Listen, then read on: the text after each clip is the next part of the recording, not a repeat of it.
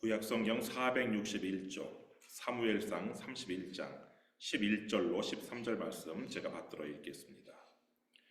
길르앗 야베스 주민들이 블레셋 사람들이 사울에게 행한 일을 듣고 모든 장사들이 일어나 밤새도록 달려가서 사울의 시체와 그의 아들들의 시체를 벳산 성벽에서 내려가지고 야베스에 돌아가서 거기서 불 사르고 그의 뼈를 가져다가 야베스 에셀나무 아래에 장사하고 7일 동안 금식하였더라.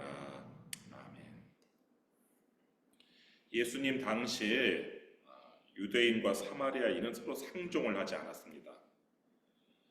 그래서 강도 만나 겁안 죽게 된 유대인을 같은 유대인이 아닌 사마리아인이 도왔다는 예수님의 그 비유는 듣는 사람들에게 충격이었어요. 여러분, 선한 사마리아인의 도움으로 살아난 그 유대인, 그 이후 어떻게 살았을까요?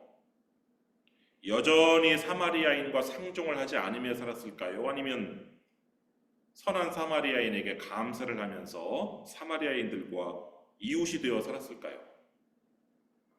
보통 후자를 연상하기 마련이지만 현실에서는 더 충격적인 스토리 전개가 이어질 수도 있어요. 사마리아인의 도움으로 살아난 그 유대인이 선한 사마리아인에게 감사 대신에 내 보집 내놓으라 이런 소송을 제기할 수도 있어요.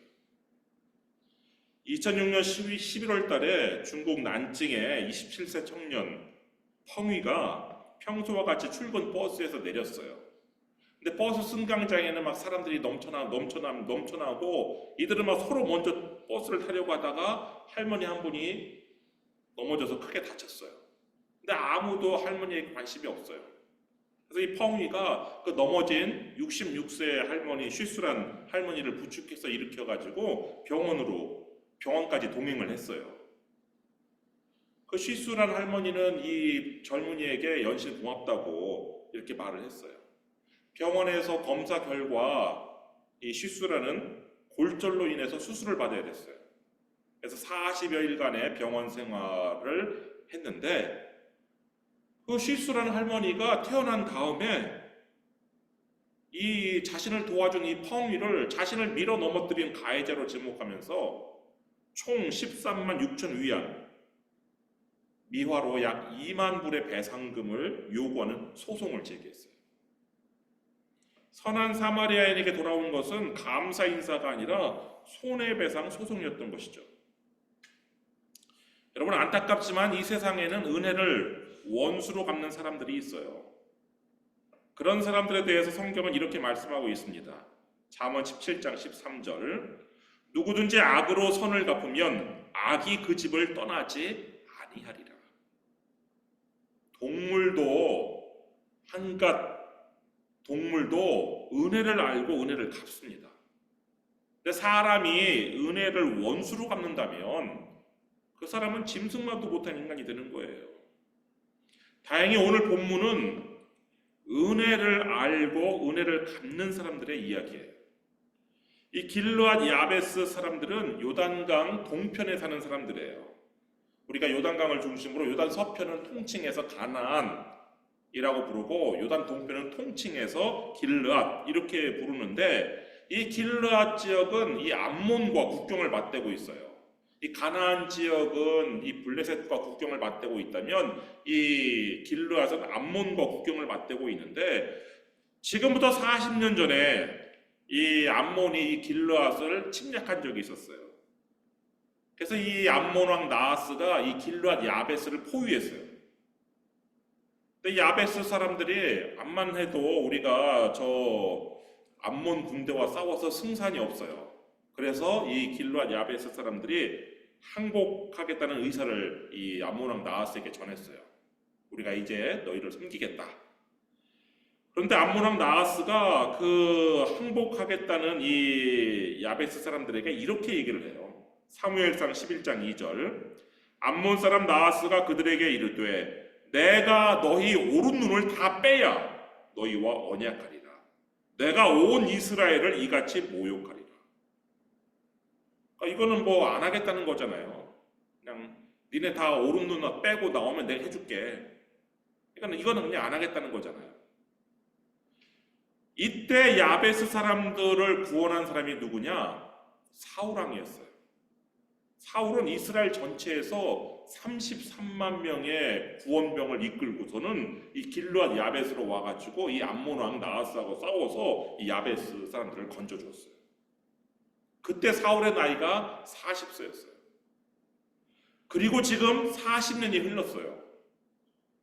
10년이면 강산이 변한다고 하는데 무려 40년이 흘렀으니까 강산이 4번이나 변할 정도의 시간이 흘렀는데, 그동안 사울은 그 초창기에 겸손했고 순수했던 사울은 변질돼가지고 악령에 사로잡혀가지고 제사장들을 다 진멸하고 충성스러운 신하 다윗을 막 죽이려고 시도하는 등 온갖 실정을 다 했어요. 그러다 보니까 사울 왕의 지지도는 막 곤두박질 쳤겠죠. 하나님도 사울을 버렸지만 백성들도 사울을 버렸어요. 지금 마지막 블레셋과의 전쟁에서요, 왕을 지켜야 하는, 왕을 보호해야 하는 이 군대 장관 아브넬도, 왕을 곁에서 지켜야 되는 근위대도 지금 화살에 맞아 중상을 입은 사울을 버리고 다 도망쳤어요. 그 3절 말씀, 사무엘상 31장 3절 말씀 보시면, 사울이 패전함에 활 쏘는 자가 따라잡으니 사울이 그 활 쏘는 자에게 중상을 입은지라. 중상을 입은 왕을 얼른 안전한 곳으로 대피해야 될 책임이 이 군대 장관 아브넬과 이 근위대에게 있는데, 이들은 내팽개치고 도망가 버렸어요. 그리고 지금 사울 곁에 남은 병사는 딱 한 사람, 사울의 무기를 든 그 부관 단 한 명뿐이었어요. 사울은 이제 도망칠 수도 없어요. 부상을 입어가지고. 이제 곧 쫓아오는 블레셋한테 잡혀가지고 포로가 될 것 같아요. 그러니까 포로가 돼서 모욕을 당하는 것보다 차라리 죽음을 선택하는데, 그래서 부관에게 마지막 왕명을 내려요. 4절 말씀 보시면, 그가 무기를 든 자에게 이르되 네 칼을 빼어 그것으로 나를 찌르라. 할례받지 않은 자들이, 블레셋 사람들을 말하는 거죠, 와서 나를 찌르고 모욕할까 두려워하노라 하나 무기를 든 자가 심히 두려워하여 감히 행하지 아니하는지라. 이에 사울이 자기의 칼을 뽑아서 그 위에 엎드러지매.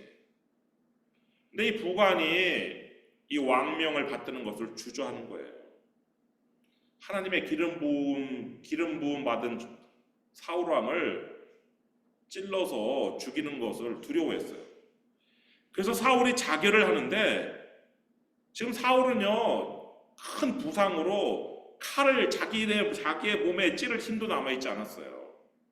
그래서 그냥 칼 위에 엎어지는 방식으로 자살을 했는데, 그 결과 이 칼은 사울의 몸을 뚫고선 등 밖으로 나와가지고 마치 꼬챙이에 끼인 꼬치처럼 사울의 몸이 그렇게 칼에 꽂혀 땅에 엎드러졌어요.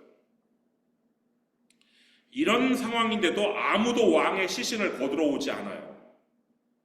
한 명이 오기는 했는데, 이 사람은 사울 왕의 시신에서 왕관과 머리, 이 팔에 있는 고리를 훔쳐 달아났어요. 챙겨서. 사무엘하 1장 10절 말씀 보시면, 그가 엎드러진 후에는 살 수 없는 줄을 내가 알고 그의 곁에 서서 죽이고 그의 머리에 있는 왕관과 팔에 있는 고리를 벗겨서 내 주께로 가져왔나이다 아니라. 그러니까 이 사람은 지금 사울이 이미 죽어 있는데 자기가 죽였다라고 지금 다윗한테 거짓 보고를 하고, 사울과 다윗이 원수라는 거라고 생각하고 사울이 죽었다는 소식을 다윗에게 알려주면은 자기가 상 받겠지. 그러면서 사울이 죽었다는 그 증표로서 사울의 머리에 있는 왕관과 이 팔 고리를 빼갖고 지금 다윗에게 간 거예요. 그러니까 사울의 시신을 거두러 오는 사람이 아무도 없는 거예요. 결국 사울의 시신은 누가 발견했느냐? 그 다음날 블레셋 군대가 발견을 했어요. 그 8절 말씀 보시면, 그 이튿날 블레셋 사람들이 죽은 자를 벗기러 왔다가 사울과 그의 세 아들이 길보아 산에서 죽은 것을 보고, 사울의 시신을 발견한 이 블레셋 군대는 어이구, 적의 왕의 시신을 우리 손에 들어왔구나 해가지고 이 사울의 목을 자르고 이 사울을 능욕을 하는데 9절 말씀 보시면 사울의 머리를 베고 그의 갑옷을 벗기고 자기들의 신당과 백성에게 알리기 위하여 그것을 블레셋 사람들의 땅 사방에 보내고, 그러니까 사울의 머리를 잘라가지고 이 사울의 머리를 블레셋 온 땅에 다 구경시킨 거예요. 이게 사울의 머리다. 그러니까 이거 예전에 말씀드렸죠. 조리돌림이라고. 사울의 머리를 조리돌림을 했어요. 그리고 이 사울의 목 없는 이 사울의 몸통, 이 시신은 그 왕자들의 시신과 함께 사람들의 구경거리가 되도록 만들었는데 10절 말씀 보시면 그의 갑옷은 아스다롯의 집에 두고 그의 시체는 벳산 성벽에 못 박음해. 이 벳산이라는 곳은 지금 사울이 죽은 이 길보아산 동쪽에 있는 높은 산성이에요. 이 블레셋은 성을 드나드는 사람은 물론이고 멀리서도 사람들이 잘 볼 수 있도록 이 높은 고지대의 산성인 이 벳산의 성벽에다가 이 사울의 목 없는 시신을 못 박아서 걸어놓은 거예요. 근데 이 블레셋이 사울의 시신을 걸어놓을 때 뭐 옷을 입혔겠어요? 갑옷을 벗길 때 그냥 다 벗겨가지고 이 하체까지 다 드러낸 채 그냥 거기다 걸어놓은 거죠. 이런 능욕을 당하는데도 불구하고 사울의 아들 이스보셋도, 사촌인 또 군대 장관인 아브넬도, 또 이 사울의 베냐민 지파 어느 누구도 이 사울의 시신을 거두러 이 벳산으로 오지 않았어요. 사울의 시신을 거둔 것은 길르앗 야베스 사람들이었어요. 이 블레셋 사람들이 사울에게 행한 이 흉측한 이 짓이 이 요단강 동편 길르앗 야베스까지 전해졌는데 11절 말씀 보시면 길르앗 야베스 주민들이 블레셋 사람들이 사울에게 행한 일을 듣고, 야베스 사람들은 그 참담한 소식을 듣자마자 바로 움직였어요. 왕과 왕자들의 시신을 거두는 작전을 바로 펼쳤어요. 이들은 아무래도 경계가 소홀한, 이 블레셋 군대의 경계가 소홀한 야간 작전을 계획하고 수행을 했어요. 12절 말씀 보시면 모든 장사들이 일어나 밤새도록 달려가서 사울의 시체와 그의 아들들의 시체를 벳산 성벽에서 내려가지고 야베스에 돌아가서 거기서 불을 사르고, 야베스에 있는요 모든 용사들이 한 사람도 빠지지 않고 모든 용사들이 작전에 참가했어요. 만약 블레셋 군대가 자기들을 방해한다면 블레셋 군대하고 한판 벌일 생각도 가지고서는 지금 다 작전에 참가했는데 이들은 밤새도록 행군을 했어요. 요단강 동편이니까 요단강 서편인 벳산까지 가려면은 요단강을 건너야 돼요. 요단강도 도하하고 또 이 벳산 성벽은 산에 있다고 그러잖아요. 산길도 걸어서 그 밤중에 산길도 걸어서 벳산에 도착을 했어요. 다행히 블레셋 군대의 감시가 없었고 무사히 시신을 거두어가지고 다시 야벳으로 또 돌아올 수 있었어요. 근데 이제 다음날 아침이면은 이 사울왕의 시신이 없어졌다는 것을 블레셋 군대가 알겠죠?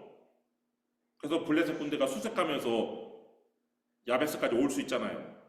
그래서 이 야베스 사람들은 블레셋한테 시신을 다시 뺏겨갖고 다시 성벽에 걸리느니 이스라엘에서는 참 유래가 찾기 어려운 화장을 하자. 그래서 갖고 화장을 했어요. 화장을 한 다음에 이제 뼈만 남았을 거 아니에요. 그 남은 뼈를 모아다가 에셀나무 아래에 묻는 수목장, 일종의 수목장을 지냈어요. 13절 말씀 보시면 그의 뼈를 가져다가 야베스 에셀나무 아래에 장사하고 7일 동안 금식하였더라. 그렇게 장사를 지낸 다음에요 일주일을 금식하면서 사울왕의 죽음을 애도했어요. 지금까지요 장례식을 치르면서 금식한 적은 없었어요. 사무엘의 장례식 때도 온 이스라엘 백성이 슬퍼하며 울기는 했지만 금식은 하지 않았어요. 사무엘상 25장 1절 말씀 보시면 사무엘이 죽음에 온 이스라엘 무리가 모여 그를 두고 슬피 울며 라마 그의 집에서 그를 장사한지라. 나중에 다윗도 사울왕과 요나단이 죽었다는 소식을 듣고는 금식을 하긴 해요. 금식을 하긴 하지만 사무엘하 1장 11절 말씀 한번 보시면 이에 다윗이 자기 옷을 잡아 찢음에 함께 있는 모든 사람도 그리하고 사울과 그의 아들 요나단과 여호와의 백성과 이스라엘 족속이 칼의 죽음으로 말미암아 저녁 때까지 슬퍼하여 울며 금식하니라. 그렇지만 다윗의 그 금식은 해가 질 때까지였어요. 일주일 동안 7일 동안 금식한 사람은 야베스 사람들 뿐이에요.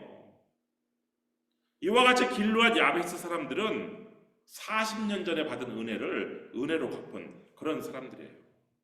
근데 이들의 그 야베스 사람들의 이 보은, 은혜를 갚은 이 보은이 40년 전에 받은 은혜를 갚았다는 점에서 매우 특별하다는 거예요. 여러분, 많은 사람들이 은혜를 원수로 갚지는 않죠. 은혜를 원수로 갚는 악인들은 극히 많지는 않죠. 그렇지만 많은 사람들이 은혜를 돌에 새기는 대신에 물에 새겨요. 흐르는 물에. 40년 전 은혜는커녕 4년 전, 아니 4개월 전에 입은 은혜도 흘러가는 물에 새겨갖고 그냥 다 망각한단 말이에요. 다윗이 부하들의 반대에도 불구하고 그일라 사람들을 이 블레셋으로부터 구원한 적이 있었어요. 사무엘상 23장 5절 다윗과 그의 사람들이 그일라로 가서 블레셋 사람들과 싸워 그들을 크게 쳐서 죽이고 그들의 가축을 끌어오니라. 다윗이 이와 같이 그일라 주민을 구원하니라. 그래서 그일라 주민들이 아이고 다윗 장군님 감사합니다 하면서 다윗에게 감사를 하면서 이제 떠돌아다니지 마시고 여기서 지내십시오 하면서 거주지를 제공했어요. 근데 이 그일라 주민이 얼마 못 가서 이 다윗의 은혜를 망각해요. 사울이 그일라를 치러 온다는 소식을 듣자 이 그일라 주민들이 사울하고 몰래 밀약을 맺어요. 왕께서 우리 성에 오시면 우리가 다윗을 잡아다가 왕에게 바치겠습니다. 사무엘상 23장 12절 말씀 보시면 다윗이 이르되 그일라 사람들이 나와 내 사람들을 사울의 손에 넘기겠나이까 하니 여호와께서 이르시되 그들이 너를 넘기리라 하신지라. 이렇게 그일라 주민과 같이 은혜를 쉽게 망각하는 그런 사람들이 많은 현 시대에서 이 야베스 사람들은 40년 전 은혜를 갚은 거예요. 40년 전 은혜를 갚았다는 것은 대를 이어서 은혜를 잊지 않았다는 뜻이에요. 40년 전 20세 청년은 지금 60세 노인이 되었어요. 그러니까 지금 이 사울의 시신을 벳산 성벽에서 이 야베스까지 이 운구한 사람들은요, 그들의 아들들이에요. 그러니까 이 야베스 사람들은 사울왕이 베푼 은혜를 본인들만 잊은 것이 아니라 자신들의 자녀들에게 사울왕이 베푼 은혜를 이야기하고 잊지 말라고 가르쳐 준 거란 말이에요. 사울왕의 은혜, 사울왕이 우리를 암몬왕 나하스의 손에서 건져준 우리 아버지 어머니 눈이 오른쪽 눈이 다 빠질 뻔한 다 죽을 뻔한 상황에서 사울왕이 우리 부모님 세대를 건져주었지. 그 이야기를 듣고 자라난 자녀 세대들이 지금 은혜를 갚은 거예요. 사울왕의 아들조차 나서지 않는 이 위험한 상황에서 목숨을 걸고 벳산 성벽까지 밤에 달려가가지고 이 왕의 시신을 거두어서 장례까지 치러준 거란 말이에요. 이 야베스 주민들의 이 선행이 다윗의 귀에 들어가요. 사무엘하 2장 4절 말씀 한번 보세요. 사무엘하 2장 4절 유다 사람들이 와서 거기서 다윗에게 기름을 부어 유다 족속의 왕으로 삼았더라. 어떤 사람이 다윗에게 말하여 이르되 사울을 장사한 사람은 길르앗 야베스 사람들이니이다 하매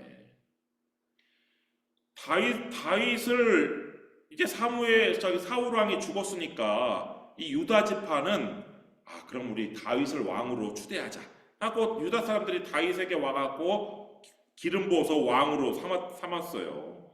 근데 이때 온 유다 사람들 중에 누구도 있었겠어요? 그일라 주민들도 있었을 거예요. 다윗은 기분에 따라 몸 색깔을 바꾸는 이 카멜레온과 같은 이 그일라 사람들, 또 은혜를 원수로 갚은 나발과 같은 사람만 접하다가 40년 전 은혜를 잊지 않은 이 야베스 사람들의 의리에 감동을 해요. 여러분, 다윗이 왕이 된 다음에 가장 먼저 한 일이 뭔지 아세요? 다윗이 왕이 된 다음에 가장 먼저 한 일은 바로 이 길르앗 야베스에 사절단을 보낸 거예요.